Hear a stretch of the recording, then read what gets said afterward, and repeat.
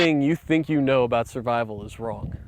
You see, nearly all instruction on the topic revolves around not dying. Our focus is going to be on living. Everybody dies. Everybody watching this right now will die. But for Christians, death is gain, for then we will be with the Lord. Until He calls us home, we realize there is a purpose for our continued existence here. Paul said in Philippians 1:23 through 24, "I desire to depart and be with Christ, which is far better, but to remain in the flesh is more necessary for you. I want you to have the knowledge and confidence to meet your own needs, so that then you begin to look to the needs of others." This kind of confidence cannot be placed in adequate preparations or sufficient fieldcraft. For as Solomon said in Ecclesiastes 12:12, "There is no end to the making of many books, and much study wearies the body." Instead, my goal is to equip you with an agile and active mind, capable of adapting to the ambiguous environments that you'll find in a survival situation, and resting completely in the peace to be found in the sovereignty of our Lord Jesus Christ. Does that mean we shouldn't prepare? Absolutely not. Proverbs 22:3 and 27:12 say the exact same thing. "The sensible see danger and take cover, but the foolish keep going and are punished." So while you prepare, your preparations should enable you to meet the physical needs of others as a means of addressing their spiritual needs, just as Jesus did during His earthly ministry. Come on inside and we'll talk about some more specifics.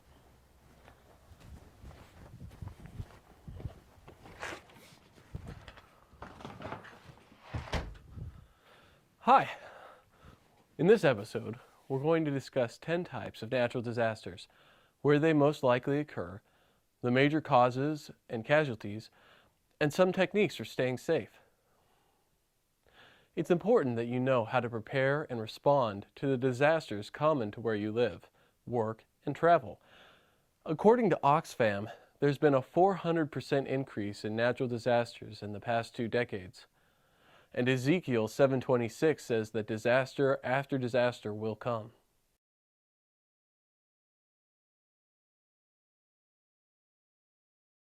First up, earthquakes. Scientists detect approximately 50 earthquakes every day, or 20,000 a year, but estimate that over 1 million actually occur, most in areas too remote to be monitored. The United States typically has between 2,000 to 3,000 earthquakes a year, though in 2010, that number jumped to about 8,000. Only about 10% of these are strong enough for people to feel, and only 1% produce effects strong enough to cause widespread damage. If you're keeping up with the math, that's between 20 to 80 significant earthquakes a year in the U.S. alone. This is a map of the areas in the United States which are prone to earthquake activity. Earthquakes provide no early warning and are difficult to predict. They can occur any time of day, any time of year. Most casualties are from falling objects, flying glass, and collapsing walls. If you believe you're experiencing an earthquake, get inside. If you're inside, stay inside. Get under or next to something sturdy enough to support the weight of whatever structure is above you.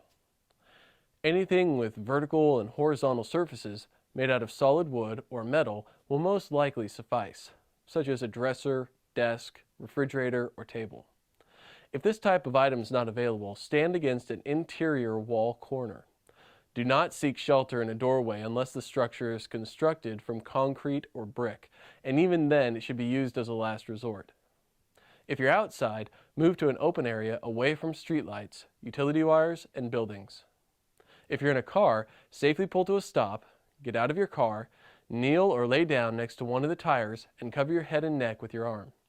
Do not remain on bridges. If you find yourself trapped under debris, do not use a flame. Do not use open flames such as a match or lighter, as gas lines may have ruptured. Cover your mouth and nose and try not to kick up dust. Tap on a wall or pipe to aid others in locating you.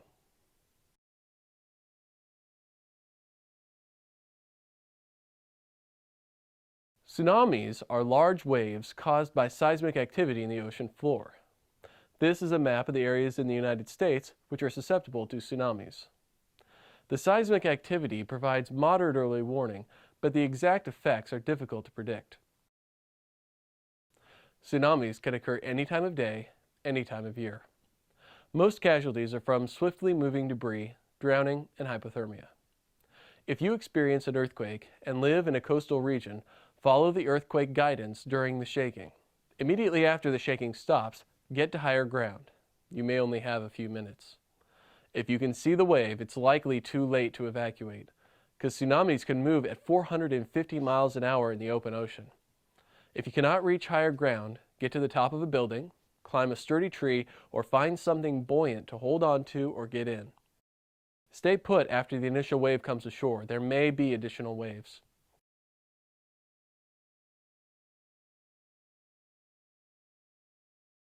Hurricanes are tropical cyclones with maximum sustained surface winds in excess of 39 miles an hour. This is a map of the areas in the United States which are susceptible to hurricanes. Hurricanes provide good early warning and are easy to predict. They generally occur between June 1st and November 30th. Most casualties are from collapsed structures, drowning, and flying debris. If you're in the path of a hurricane, your primary response should be to evacuate. If that's not possible, brace the trusses, garage doors, windows, and doors of your structure. Plywood or storm shutters are best, but even duct taping an X across the window is better than nothing. If the high pressure created from a hurricane finds or creates a way into your structure, it could lift the roof off or even remove it from its foundation. During a hurricane, get to an interior room, such as a closet or hallway on the ground floor, but not in the basement. Do not go outside when it gets quiet. You may be in the eye, which can be up to 30 miles wide. You will experience wind and rain effects up to 400 miles from the eye of the storm.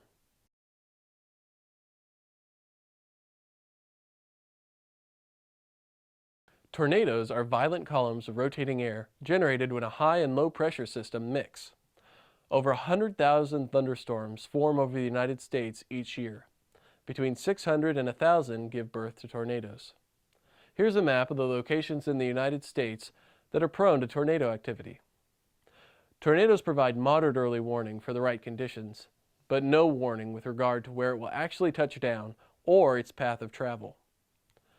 Tornadoes generally occur between March and August, and a majority of them occur between noon and midnight. Most casualties are from collapsed buildings and flying debris.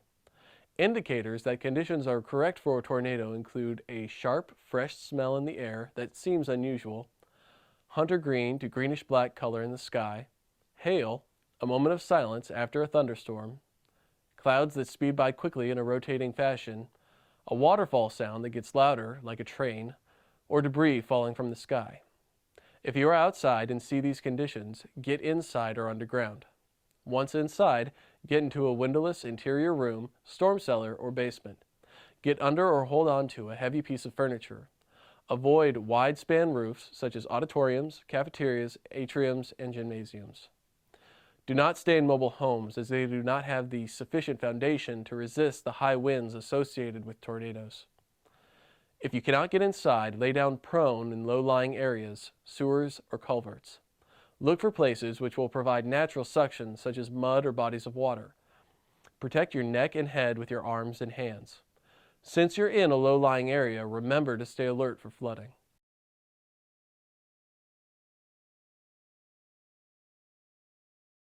Wildfires are caused by arson, out-of-control open flames, or lightning strikes. This is a map of the area in the United States which historically see the most wildfire activity. Wildfires provide moderate early warning and are relatively easy to predict. They generally start between midnight and early morning. Most casualties from a wildfire will be from burns, smoke inhalation, and falling debris. If you're caught in the open, get into a large body of water. Cover your head and upper body with wet clothing. If a large body of water is not available, get to a location with no fuel, such as a quarry or gravel lot. Cover your body with wet clothing and breathe through the wet clothing. The safest place may actually be behind the fire.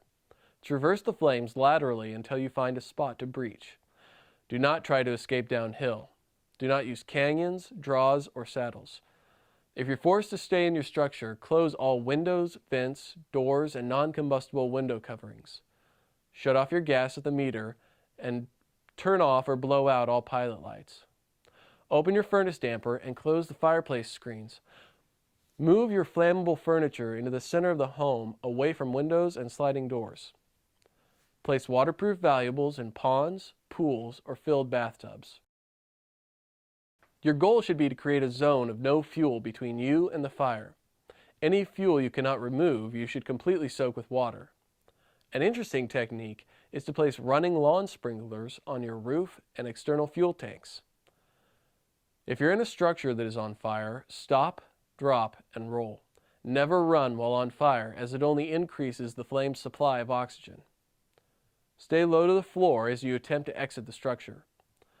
Before opening a door, check it with the back of your hand. If it's hot, move to another door.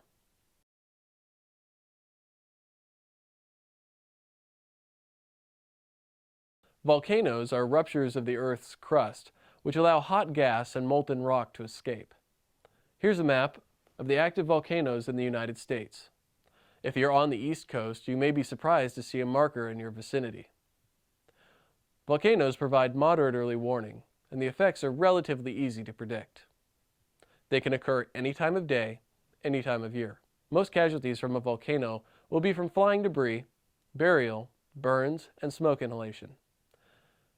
Here's a picture of a notable North American volcano before it erupted. Here is the same volcano afterwards. Before, after. Before, after.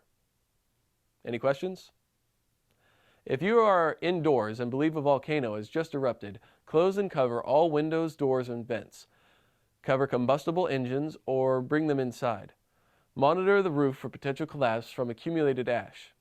If you're outdoors during a volcanic eruption, cover your nose and mouth with a wet cloth. Travel upwind and get to the highest ground.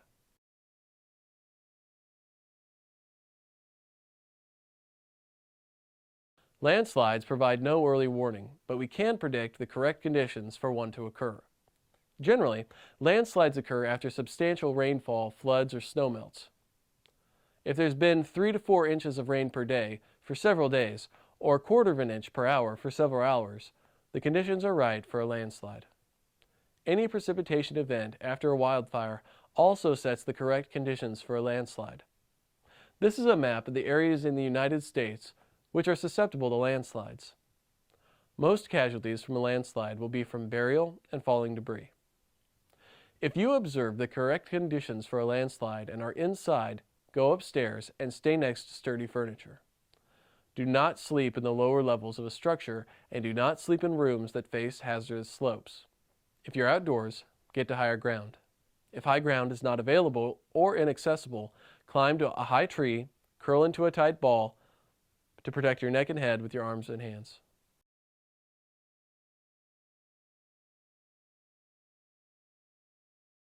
Floods occur when the ground cannot absorb or drain the amount of water on its surface quickly enough. Here's a map of the areas in the United States that are susceptible to flooding.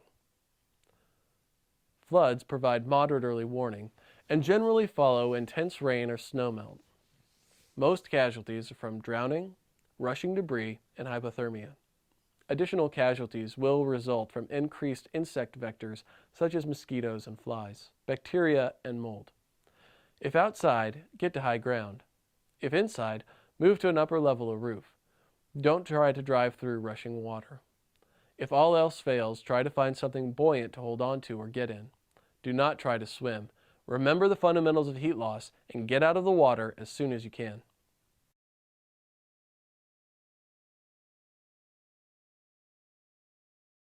Drought is caused by lack of adequate precipitation.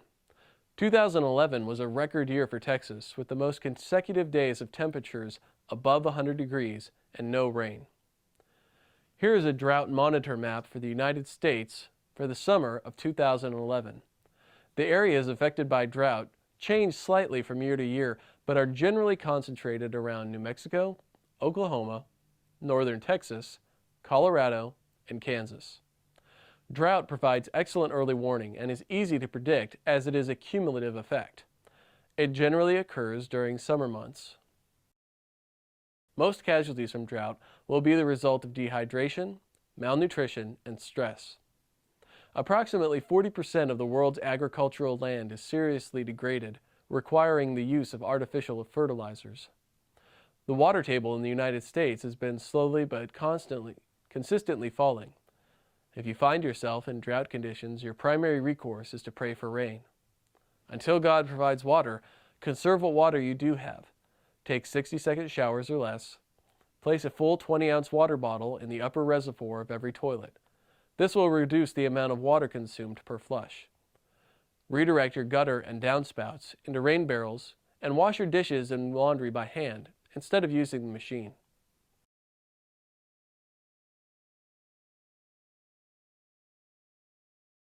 You may be a little overwhelmed after reviewing all of these natural disasters.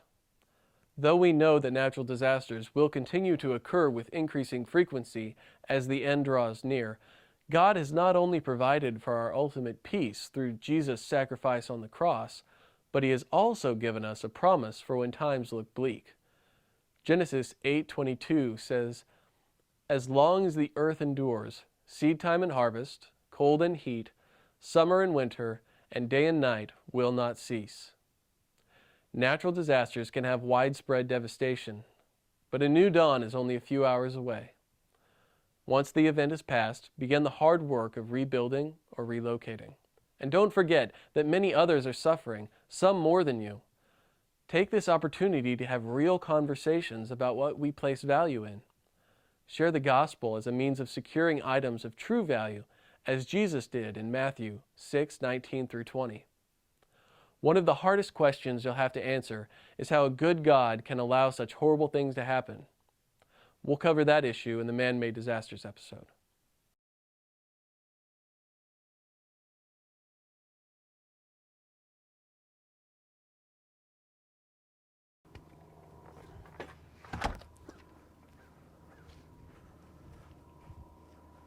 I hope you've enjoyed this episode and gained the skills and knowledge that will enable you to fulfill the Great Commission before, during, and after an emergency situation. As a quick review, the 7 aspects of survival in order are planning, medical, shelter, defense, water, food, and utilities. The phases of survival are preparation, the event itself, immediate actions, aftermath, transition, and sustainment. Remember that survival is a mental exercise played out in the physical realm. Sustained survival is a team sport. Security is an illusion, and people are depending on you, even if you haven't found them yet. Prevention is the best medicine, and ultimately, survival is about moderation and living in that paradox that can often be difficult to find. As 1 Peter 1:13 says, "Set your hope completely on the grace to be brought to you at the revelation of Jesus Christ."